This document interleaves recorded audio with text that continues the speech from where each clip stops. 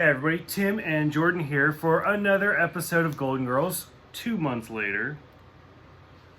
So, I don't know, it's been so long, I don't even remember how to do this. So we have the 3 episodes, just kind of rewatched them, going down the list. So starting with episode 15, A Bed of Roses. This episode was a little fucked up. So this is the one where Rose sleeps with another dead guy. She doesn't sleep with a dead guy. She sleeps with a doctor who happens to have a heart attack after they have sex. And of course, if, like, you guys know from previous, like... Charlie. Yeah, Charlie, that's how he died. I'd be honest, like, right now, like, if I slept with Betty White, I'd probably die of a heart attack also. Like, that'd be a thing. Because you'd be like, holy shit, I'm sleeping with Betty White, and... A little bit. Yeah. It'd be okay. So, because they've already established in previous episodes that that's how Charlie died, was in bed. So, I don't know, it's kind of interesting. And then this episode, like, the first half I felt was, it was messed up, but it was funny, because it was like Charlie, or like she slept with somebody who died. But then, like, it takes, like, the dark twist where it turns out that he was actually married. Yeah, that's like, and he lied, because the whole time she's like, oh, well, he talked about a sister that he lived with, and that she never married, that's why they had the same last name. And so, I know, I felt like that was the more, like, twisted part of this whole episode. And for me, in something completely unrelated, so between the two of us, like, not talking about cheating, not talking about death, anything like that, I actually really liked the scene where Rose tells the wife that her husband has died. Like, I felt like that was a really good scene, because, so for me personally, like, I've experienced death a lot in my life. Like, my parents, my grandparents, like, all sorts of stuff. Like, I've experienced a lot of death. And so, like, when the wife is talking, and she's like, I'm going to keep talking, because if I keep talking, then this isn't real. I was like, that's amazing. Like, I thought that was so well done. Like, it completely took away the fact that this woman just, like, cheated on her husband, and anything like that, but she cannot cope, and so she's going to keep processing it as fast as she can. I loved it. I thought it was great. Yeah, that's one thing, too, is, like, obviously, you know, she loved him, because, like, that's when Rose comes to the door. She's like, let me guess. He broke up with you. You're mad, and now you're trying to get back at him by telling me. She's like, guess what? She's like, I've already been through this before. And then Rose is like, no, that's not the problem. And she's like, well, clearly you can't be pregnant. Oh, that was fucked up. Poor Rose. Yeah. And then it's like the minute Rose is like, hey, your husband's dead, bitch. She's like, oh, fuck, you're actually here to tell me some bad news. It was difficult. It was difficult to process. Like, I don't know. Like, again, something completely separate. Like, I don't know how I would feel if somebody just came to the door and was like, I mean, let's be honest. If you died, it'd probably be in a traffic accident. Yeah, probably speeding, and like some car pissed me off, and But and again, so growing up, for me, my father was in the military, and like I remember at a very, very young age, my mother had difficulty processing that, because like if you've seen movies or anything like that, you always see like the chief or whoever like the next in command is coming to the door with like the hat off and stuff like that, and then the wife opens the door and then she starts crying because she knows like, hey, if your husband's boss is here, then you're not seeing your husband again. And so like I've always kind of dealt with that. But again, this is like way before social media. This is way before anything like that. So like, I don't know how I would even process. Like if somebody was like, hey, Jordan passed away in a car accident or something happened at work. Because I mean, let's be honest, 2019, gun shootings everywhere. Like you can't turn on the news. Like I don't even know how I would process that. Like, and especially for me, like who's been through so much death already. Like, I don't know, have you ever thought about that? Like, what you would do if somebody was like, hey, because especially me who works at retail, I'll leave it at that because I don't like to get too specific. But, like, if somebody was like, hey, there was a shooting at work. Tim was shot, like... Have you ever thought about that? A little, I feel like I'd be more of the, like... I'd have to process everything first. Like, I'd be really quiet. I would just kind of be like oh, okay, thank you, have a nice day, bye. And then I'd sit down and I'd be like, oh, my husband's no longer here. Like, I feel like that's the more, like, I'd start piecing everything together, and then that's when I would, like, oh, shit. Not to bring it down too fast. I got dark quick. I know. Is that that's something just, you think about? it's not something I think about, but it has come across my mind before, just especially, like you said, you know, we live in, like, I mean, we live in an okay area, but, you know, there are gunshots, there are, you know, people that like to be mean and everything. So it has come, like, when I hear that on the news, I'm like, oh my god, or when someone's like, yeah, like, someone just broke into our house and killed, you know, so-and-so, it's like, you know, what if that was my family? And so, then, yes, I think about it, but no, I'm not just sitting at home, sitting on the couch, like, you know, what would happen if my husband died today? Like, I'd say I probably think about it more than I should, because I've had more experience. Because, like, a lot more of my family has passed away than your family. I was like, do you have a life insurance policy on me? Like, what's going on? Are you practicing? Nice. I watch a lot of Law & Order. Okay, so going away from this episode, it was a dark episode. Actually, you know, I feel like all three of these were a little bit dark, to be honest with you. So going into the next one, it was dark and sweet, just like the way I like my coffee. So it starts out... The joke was so stupid that you, like, started. I don't even remember. It's been so long since we've watched other episodes. Is this the first episode that Rose makes some weird fucking food? Because in this one, she makes the crispy log, and it's maple, honey, brown sugar, and molasses. Oh, and they're like, oh, what is that? Yeah. Like, it's not the one where they hold their nose. That's my favorite. No, that's like the Glurkafurkin or something. Like, and I don't think they do that. I think she's just like, oh, it's really sweet, because they have but the whole episode is about Kristen, who is Rose's daughter, and Charlie, who is Kristen's daughter, come for a visit, and the whole episode just kind of boils down to Charlie's, like, Rose's husband's inheritance. Like, where is all of that money? It was never existed. And it never existed. Yeah, and that's basically the whole point, is that, like, through the episode, Charlie makes little comments here and there about, like, oh, well, I want a boy to be just like Grandpa. No, Charlie's the granddaughter. Yeah. Yeah, okay. You're the one that just... Okay, you're fine.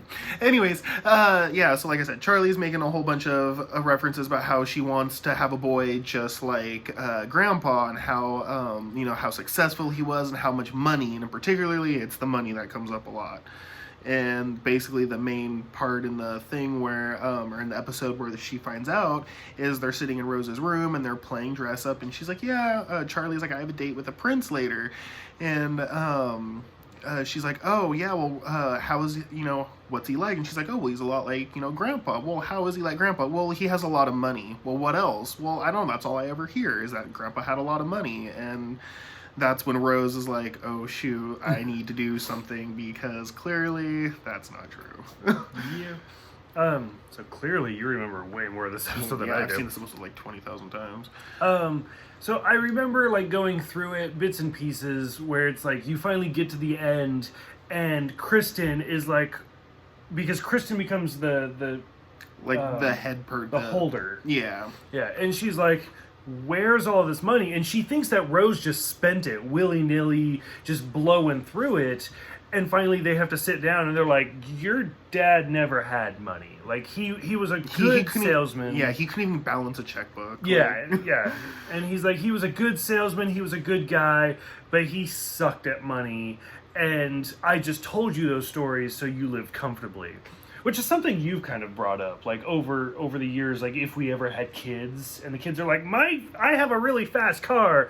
No, you don't. We have fast cars. You just get to ride in the fast cars. Yeah, so, I mean, that's kind of one of those things we've talked about, like, and that's how I was brought up, is to really, like, I mean, my family growing up in the 90s, where there was still, like, a middle class. Oh, yeah. Because where we are now, going into 2020, there's not really a middle class. There's, like, upper class and lower class.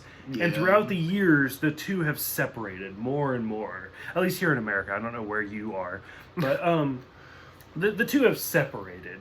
Yeah, and, like, me growing up, like, I was definitely brought up to appreciate a dollar. Like, I had to buy my own first car and stuff like that. So it was kind of interesting to watch this, where you see Rose, like, no, like your dad was super rich, just to kind of make her daughter feel better. Which is like kind of weird. I don't know, because like that's what, like, I've lived the best of both worlds. My family, we lived the really good side, and then my mom unfortunately lost her job, and then I experienced the really poor side. So I have literally lived both worlds, and I don't, like, that's the part that never made sense to me, is like my mom was really truthful growing up. Like, hey, if we didn't have $3 for a gallon of milk, guess what? We didn't have $3 for a gallon of milk. It's ramen week. Yeah, it's you know, hey, if you can run into the store real quick. But, you know, I mean, we had those moments. Well, I mean, we didn't actually go rob stores, but... Thank you for clarifying. Yes, thank you. But, I mean, there was those moments where, you know, like, my mom let me know that we didn't have money, and, so seeing this episode where Rose would lie to her kids to make them look like they were more wealthy than what they were, that just never made sense to me. I was like, I don't know why you would... Money always causes problems, so why lie about a problem that you don't have? And I feel like that's where you and I do really well together. Like, because you and I together, since we've been together, like, there's been times when we've been super financially stable, Yeah. and there's been times when we were homeless. Like, Yeah. and you and I, like, I feel like the problem with this episode is Rose did not communicate. And I feel like that's what you and I do really well, is we communicate. Yeah, so. Like, even if it's a hard conversation, we will talk our way through it. About, especially when it comes to, like, financial needs. Because my family fought over finances to this day. Like, my mother has been dead for, how long? Like 9 years. Mm-hmm. And to this day, my father will bring up, like, she spent money on this. Like, okay, you need to stop. Like, you're already remarried and everything. Yeah. And you make more money in 1 month than we make in a year. Yeah, so. and yeah, exactly. So it's like you need to let that shit go. Whereas, like I said, like, Jordan and I have actually been homeless, living in my car before, and now, like, we have our house, we have our fur babies, stuff like that. Like, we've seen a lot of different changes in our life, and I feel like that's mostly because of communication. Yeah, I kind of feel like we started from the bottom and worked our way up. Yeah. Like, we literally went from the car to a garage to an apartment to our own apartment to owning a house. Yeah. So, I mean, I feel like that was pretty good progress. Yeah, and I feel like that's because we work together. Yeah. Like, there's definitely been times where it's like, this is a thing that has happened that I would rather not talk about or hide. Like, Rose was hiding the financial stuff. Yeah. But it's like, it is what it is, so here it goes. Like, speeding tickets. Speeding tickets. Yeah. So, overall, I would say this was a good episode. I liked it. I thought it was a difficult episode, but I thought it was a good one. Yeah, I would say overall definitely a good one. Good. Okay, and then third, final episode. Oh, by the way, I don't know if I even said it. The second episode we just did, The Truth Will Out, is super fucking awkwardly titled. Like, I understand, it's all about, like, the will, so that's why it's called The Will, but The Truth Will Out, I just feel like it's oddly Like, the phrased. truth of the will is out. Yeah, or The Truth Will Set You Free. Like, Yeah. it's got, like, a lot of, like, see, and it makes sense if you say it in other ways, but just, The Truth Will Out, like, what? Like, if somebody just said that to me, I'd be like, what? Did you just have a seizure? Yeah, like, how many languages do you speak? So anyways, the third, final episode, coincidentally, ironically titled, Nice and Easy. Boil it all the way down, Blanche's niece is a whore. Runs in the family. Yeah. Which, I don't know, like, so it's Lucy, is her name, and... Because she's loose. I did not even get that. I didn't get that either till right now. I'm awesome. Like, I didn't even put that together. Wow. Okay, I love know. you. I love you Okay. too. I'm awesome. Yep. Okay. So bring it's it all back it's all about Blanche's niece. Does she say who? Like, I don't remember how many siblings Blanche has. Oh, I don't remember. I know she has at least 2 sisters, and I think she has a brother. Or it might be 3 sisters, all like including Blanche. I think it's 3 girls and 1 boy. Yeah. Have we seen any of them? I feel like we've seen a sister. I think we've seen her sister because I think we've seen her sister because they talked about how they didn't get along. So, Yes, and she had cancer. I think and that's Yeah. Okay. yeah. Okay, I remember that. Or not? She lived in, like, California. Yeah, No, that's Dorothy's sister. Yeah. Because she wanted Sophia to move in with her. Yep. Anyways, yeah, that's one. doesn't matter. So But I think we've seen one sister. So I yeah. have no idea who Lucy's mom is. But we see her... I think it's Janet. Damn it. Janet. I love you. I love you too. We've seen, so in this one episode, she sleeps with the doctor. Does the doctor have a name? I don't. Or it's just a doctor from a plane. I was gonna say, I think it's just the doctor. She joins the Mile High Club. Yeah, at 30,000 feet. Then Michael, the interviewer, and then Ed, the cop. Which I want to take a brief pause. I loved Ed. Ed was great. In my opinion, I don't think we saw Michael, but Ed is obsessed with Miami Vice. And I actually did a little bit of research. When this episode came out, Miami Vice was in its 3rd season. I don't know, I'm a big fan of Don Johnson. I grew up in San Francisco where Nash Bridges was being filmed and all that. So, like, when he's like, it's Miami Vice, I was like, oh, it's Miami Vice. Like, I was totally with him in that. So, I don't know, did you, any thoughts for this episode? Because I have a lot to say about this one, so I'll let you go. I was gonna say, I was like, yeah, not so much about Blanche's niece. I mean, like I said, she's easy. It runs in the family. I don't really have much to add to that. No? Okay. Well, I have a lot, so here we go. Because I identified with Lucy a lot. So this is nothing. I was gonna say this is nothing new for you. How do you identify with Lucy? I would like to. I mean, I was gonna say this is nothing new for you. Like, we've been together for 8 years. We've discussed this. We've each had a past. Especially in my early 20s, I definitely slept around a little bit. Yeah. Thanks. So the whole scene when Lucy was talking about, like, when she went through puberty and she was like, I was covered in acne and I had braces and stuff like that. In my early 20s, I actually had an eating disorder. I was anorexic. I lost about 80 pounds in 3 months. And, like, I kind of identified with Lucy in this episode because I was not popular. Like, guys, girls, didn't matter. Like, nobody liked me. And then I developed an eating disorder, and like Lucy talks about how like she hit puberty and all of this. She got a chest, which I mean, that's a different story. And like the braces came off. She got contacts. Like she blossomed into this woman, and now guys like her. To kind of fuel my eating disorder, that's what had happened to me. I was very, very overweight. I had extremely bad acne. To the point where I was actually on Accutane, which is like you have to literally sign like a 10-page waiver to take this medicine to clear your skin. So I took Accutane, I lost a bunch of weight, and then suddenly I started getting phone numbers. Suddenly, like, people started becoming interested in me. And, like, different people have said, like, who knew me before and knew me after, they're like, you know, you changed physically, but what really changed was mentally. Yeah. Like, because you gained that confidence. It's not that you lost weight. It's not that your skin cleared. It's nothing like that. It's that you actually appreciated yourself. Yeah, and that's what people like. That's what reflected. Yeah. Which, I mean, it's a cliche. And let me tell you, as somebody who had been rejected for their entire life and now like was getting phone numbers and everything left and right, I was like, you can go fuck yourself. Like, no.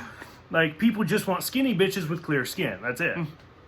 So like I really kind of thought it was interesting in this episode to watch Lucy and how she was like, oh yeah, like I hit puberty and everything changed. And then I loved Blanche's line where she's like, I have never slept with a man because I sleep with men because I like them, not because I want them to like me. And that's the powerful statement that I get. Because, like, all of Golden Girls, like, the joke of it is that Blanche is a whore. Like, yeah. To be honest with you, like, that's the thing. Like, Dorothy's the smart one, Rose is the dumb one, and Blanche is the whore. Like, that's the joke. And she has the line where she's like, I love the company of men. I always have. But I sleep with them because I like them, not because I want them to like me. And in reflection, that's where I failed, or like at the time, because I just wanted people to like me.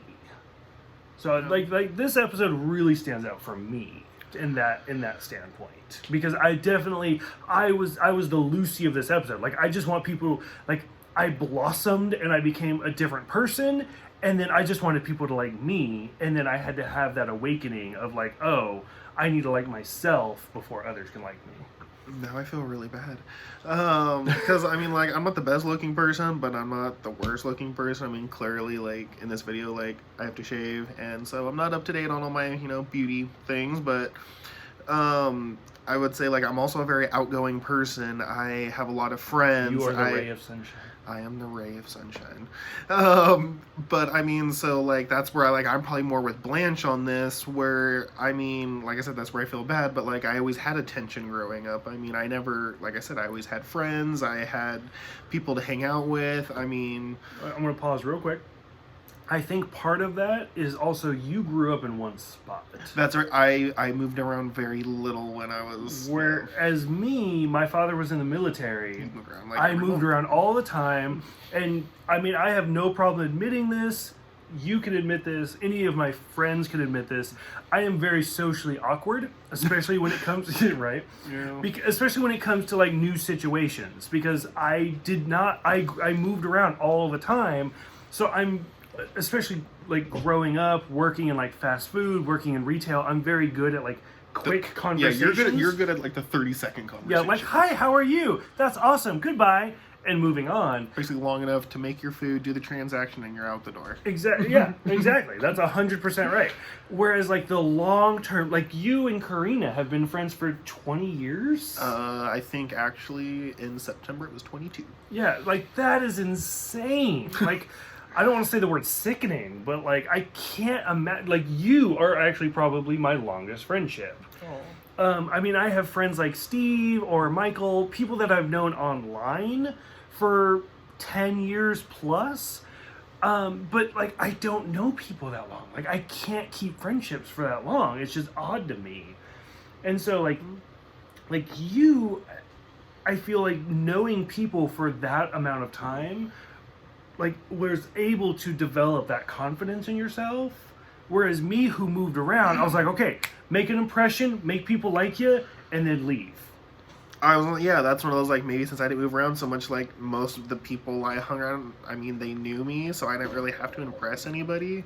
But, I mean, we did move, like, I mean, I stayed in the same state, but, I mean, I did, like, you know, move schools, and so there were new people that, you know, I had to, you know, familiarize myself with, but...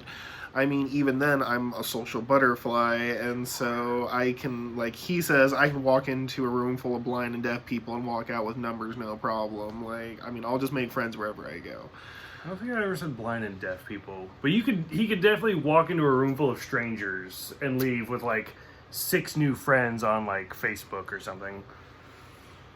Yeah, that's true. I mean, it's just like, again, but I'm very customer service driven. I love to talk to people. I love to hear about people's back. If you have something to say, I'm the person to talk to, because I will sit there and listen to it all day long.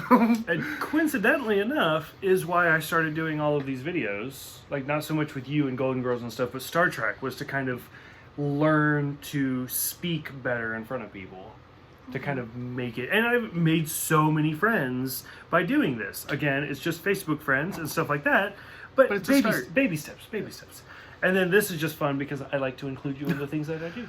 Oh, I get to be included. Yay! Mm-hmm. And that's it. That's for the 3 videos we got so far. Any closing notes? No closing notes. I'm sorry it took 2 months. That's a sorry, not sorry. I was gonna say it's 100% his fault, so he should say sorry. But other than that, I enjoy making these videos because now I'm allowed to watch, you know, more episodes of Golden Girls. Yeah, because believe it or not, I do like cap him. I'm like, no more until we watch a video. So, okay, so I think that's all we got. This might be the longest video we've done. So thank you guys for watching. That's really long. Don't even say it. I'm sorry that it took us so long to actually get the video done. 2 months to the day, coincidentally enough. So it's like an episode a month. That's how I roll. Yeah, right. But that's what I appreciate about you. And the fact that I'm actually able to, like, not continue, because let me tell you, like, it takes a mighty force to be like, you know what, fuck it, I'm just gonna do these videos without him. I was like, nope, I already have like 6 other TV shows going. This is the one that I can do with him. So, and I like that it includes you with it. It's really funny because that's actually what I thought you were gonna do. No, I will resist. I was like, I wonder if he's just gonna make the video without me. And so, you know, like, I waited 2 months. Maybe we can go 3 months. We'll see what happens. Wow. I hope so many of you are like, you know what? What's his email? I'm going to email him. Because I do. I get emails from you guys that are like, hey, when's the next Golden Girls video? Like, you've done 15 Star Trek videos. More than that, probably like 100. You've done like 100 Star Trek videos in the last 2 months. When's the next Golden Girls? I'm like, okay, but like we've established, I work a lot more than he does because I get paid less. I'm not salary. Whatchamacallit. And so... yeah, like I said, I work a whole bunch more than you do, so... I would say you like Golden Girls more than I do, though. I do love Golden Girls. I love Golden Girls way better than Star Trek. We're gonna pretend like I didn't say that so the marriage can keep going. 8 more years. Yeah, I'm just gonna stop talking now. Yeah. Okay. I think the video's over. Is it? Yeah, the video's over. Okay. We're good. Okay, so thank you guys for watching the Golden Girls videos. I hope you appreciate it. I'm a little bummed out that there still has not been cheesecake. I didn't realize like how long it takes for them to get to cheesecake. So we're still waiting for cheesecake, and we're still waiting for St. Olaf because Rose has never actually mentioned St. Olaf. She hasn't. I feel like she's mentioned it. She hasn't. She hasn't. Trust me, she hasn't. You know, So thank you guys for everything, and we will see you guys hopefully in less than 2 months. Less than 2 months.